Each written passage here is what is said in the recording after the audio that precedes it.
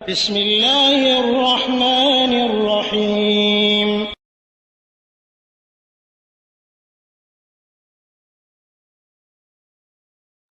আসসালামু আলাইকুম ওয়া রাহমাতুল্লাহি ওয়া বারাকাতুহু। আলহামদুলিল্লাহ ওয়াসসালাতু ওয়াসসালামু আলা রাসূলিল্লাহ, আম্মা বাদ। প্রিয় দিনী ভাইরা, ঈদুল ফিতর উপলক্ষে আমাদের কিছু করণীয় বা সুন্নাত আমল আছে। যে সমস্ত সুন্নাত আমল রাসূল সাল্লাল্লাহু আলাইহি সাল্লাম করেছেন, সাহাবীগণ করেছেন, তাই আমরা যদি সেই সমস্ত আমলগুলা পালন করি, আমল করি, তাহলে ইনশাআল্লাহ আল্লাহ তাআলা আমাদের কবুল করবেন। তো প্রথমত কাজ হলো রমজান শেষ হওয়ার সাথে সাথে আল্লাহ তাআলা শুকরিয়া জ্ঞাপন করবেন আর আল্লাহ তাআলার কাছে ক্ষমা চাইবেন সকল পাপের জন্য, বা সকল যে সমস্ত পাপ আমাদের হয়েছে এই সমস্ত পাপ যেন আল্লাহ ক্ষমা করে দেয়, সেই জন্য আল্লাহ তাআলার কাছে ক্ষমা চাইতে হবে। এরপরে তাকবীর, 2 নম্বর হলো তাকবীর। চাঁদ ওঠার পর থেকে নিয়ে সন্ধ্যার পর থেকে নিয়ে ঈদগাহ যাওয়া পর্যন্ত তাকবীর পাঠ করতে থাকবেন। তাকবীর পাঠ বিশেষভাবে, বিশেষ করে সকাল থেকে নিয়ে সকালে যখন বের হবেন ঈদের উদ্দেশ্যে, ঈদগাহে যাওয়ার উদ্দেশ্যে, ঈদের মাঠে যাওয়ার উদ্দেশ্যে বের হবেন, তখন এই তাকবীর ঈদগাহ যাওয়া পর্যন্ত পাঠ করতে থাকবেন। তো সন্ধ্যার পর থেকে পাঠ করা যায়, এই জন্য সন্ধ্যার পর থেকে আপনার ঈদগাহ পর্যন্ত পাঠ করবেন। সেই তাকবীর হলো আল্লাহু আকবার, আল্লাহু আকবার, আল্লাহু আকবার, লা ইলাহা ইল্লাল্লাহু, আল্লাহু আকবার ওয়া লিল্লাহিল হামদ। এটা পাঠ পাঠ করবেন। 3 নম্বর হলো ফিতরা আদায় করতে হবে। ফিতরা আদায়টা রাসূল সাল্লাল্লাহু আলাইহি ওয়াসাল্লাম ফরজ করেছেন, তাই আমাদের ফিতরা অবশ্যই আদায় করতে হবে।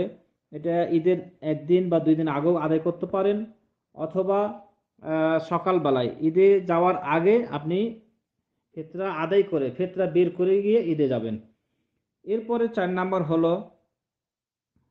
নম্বর হলো সুন্দর পোশাক পরিধান করা। আপনার কাছে যে পোশাক, সুন্দর পোশাক যদি থাকে, তাহলে সেই পোশাক আপনি সুন্দর, যেটা পরিষ্কার পরিচ্ছন্ন, সেটা পরার চেষ্টা করবেন। সুন্দর যদি না থাকে, নতুন পোশাক যদি না থাকে, তাহলে যেটা আছে সেটাই পরিষ্কার করে আপনি পরিধান করে ঈদগাহে যেতে পারেন। এরপরে হলো 5 নম্বর, গোসল করা। ঈদের দিন ঈদে যাওয়ার আগে গোসল করাটা সুন্নাত, গোসল করে নেবেন। এরপরে 6 নম্বর হলো খেজুর খাওয়া, যেটা রাসূল সাল্লাল্লাহু আলাইহি ওয়াসাল্লামের হাদিস দ্বারা সাব্যস্ত, যে বিজোড় খেজুর, বিশেষ করে 3টা খেজুর খাবেন ঈদগাহে যাওয়ার আগে।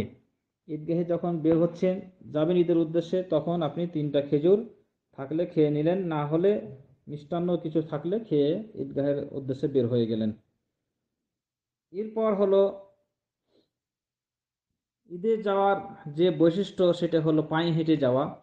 পায়ে হেঁটে যাওয়াটাই উত্তম। রাসূল সাল্লাল্লাহু আলাইহি ওয়াসাল্লাম পায়ে হেঁটে ঈদগাহে গিয়েছেন। তো আপনি চেষ্টা করবেন সম্ভব হলে পায়ে হেঁটে গেলেন। যদি গাড়ি ঘোড়ার ব্যবস্থা থাকে তাহলে গাড়িতে গেলেন, কোনো সমস্যা নেই, কিন্তু সুন্নাত হলো পায়ে হেঁটে যাওয়া। এরপরে ঈদের ঈদের মাঠ থেকে যখন ফিরে আসবেন, ঈদের মাঠে ফিরে আসার সময় আপনার রাস্তা পরিবর্তন করাটা সুন্নাত। ঈদের কাজ সম্পূর্ণ কমপ্লিট হলো, এরপরে রাস্তা ফিরে আসবেন, তখন যে রাস্তা দিয়ে গিয়েছেন এই রাস্তা দিয়ে না হয়ে অন্য রাস্তা দিয়ে যদি আসেন, তাহলে এটা সুন্নাত আদায় হয়। আর ওই যে রাস্তা দিয়ে গেছেন সেই রাস্তা দিয়ে যদি আসেন, তাতেও কোনো সমস্যা নেই। এরপরে ঈদের নামাজ আদায় করা ফাঁকা মাঠে, তাতে কোনো তাঁবু বা খিমা টাঙ্গাবেন, এটা জায়েজ নয় বা ঠিক নয়। হ্যাঁ, খালি মাঠে ফাঁকা ময়দানে ঈদের নামাজ আদায় করাটাই সুন্নাত।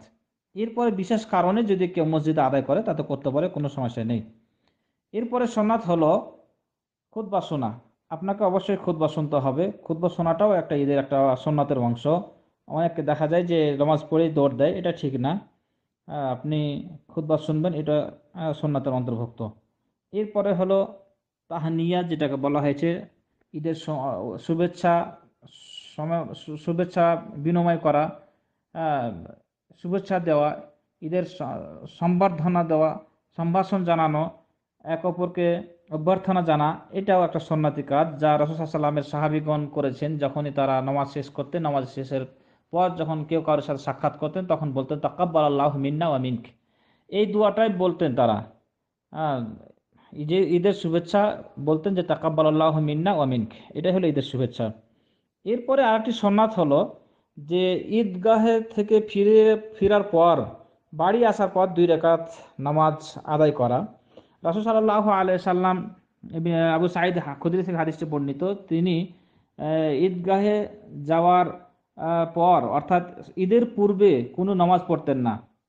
ঈদের মাঠে কোনো তাহিয়াতুল মসজিদ না বা কোনো সুন্নাত না বা কোনো নফল না তিনি পড়তেন না, শুধুমাত্র ঈদের 2 রাকাত নামাজ পড়তেন। নামাজ শেষে বাড়ি যখন ফিরে আসতেন, বাড়ি ফিরে আসার পর তিনি 2 রাকাত নামাজ পড়তেন।